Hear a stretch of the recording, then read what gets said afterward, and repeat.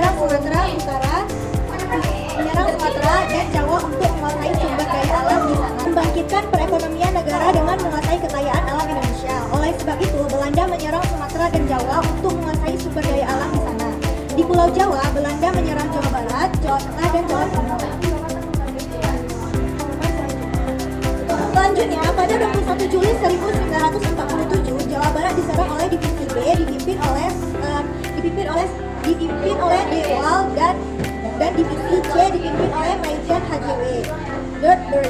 Dalam serangan ini, Belanda berhasil menerobos pertahanan TNI di sektor Bandung Timur setelah dilakukan pergantian pertahanan oleh Divisi 2 atau Sunan Gunung Jati dari Jawa Tengah. Dalam 4 hari pertama, Belanda telah berhasil di kota Cirebon. Serangan Belanda yang berhasil menerobos pertahanan TNI ini membuat TNI tersadar bahwa dengan strategi pertahanan dengan kondisi pasukan dan persenjataan yang kurang memadai hanya akan membuang-buang tenaga.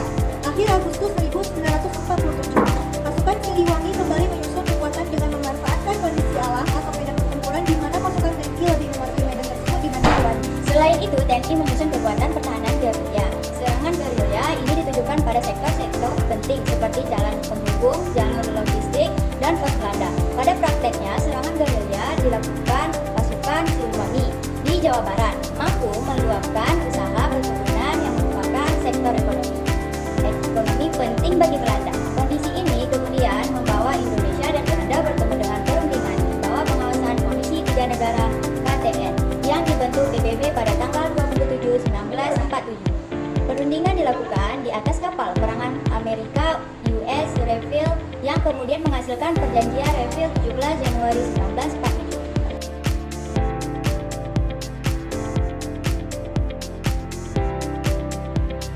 Di sini terdapat kausalitas. Kausalitas sebab agresi militer Belanda I adalah kekalahan Belanda dalam peperangan. Kekalahan itu membuat ekonomi Belanda lesu. Belanda pun ingin membangkitkan perekonomian negaranya dengan kembali menguasai kekayaan alam Indonesia. Sejumlah tentara Belanda pun dikirim kembali ke Indonesia.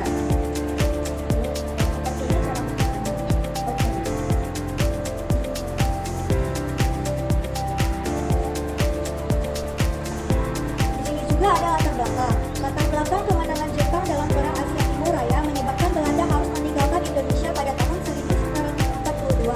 Setelah itu, Indonesia dijajah oleh Jepang hingga pada tanggal 17 Agustus 1945.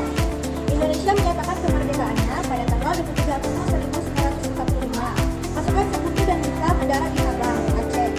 Mereka tiba di Jakarta pada 15 September 1945. Selain membantu Sekutu untuk meluncuri tentara Jepang yang tersisa, NICA di bawah pimpinan Harmok atas perintah kerajaan Belanda membawa kepentingan lain, yaitu menjalankan pidato Ratu Wilhelmina terkait konsepsi kenegaraan di Indonesia. Pidato pada tanggal 6 Desember 1942 melalui siaran radio menyebutkan bahwa di kemudian hari akan dibentuk sebuah persemakmuran antara kerajaan Belanda dan Indonesia di bawah naungan kerajaan Belanda.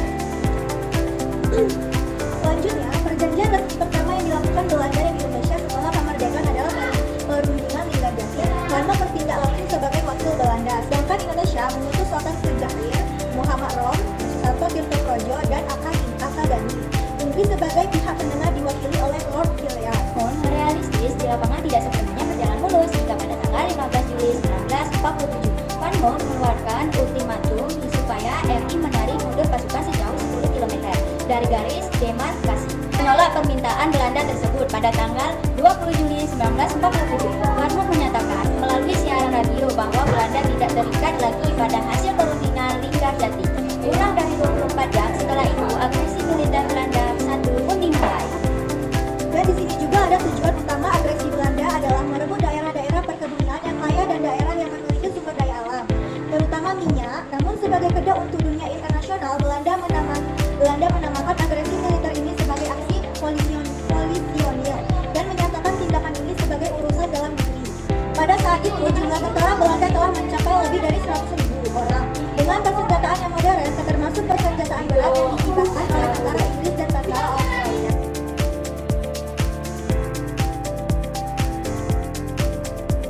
Di sini adalah tokoh-tokoh penting dari agresi militer Belanda I. 2 tokoh penting dari Belanda dan 2 tokoh penting lagi dari Indonesia. Yang sebelah sini tokoh penting dari Belanda yaitu Van Moon. Dan juga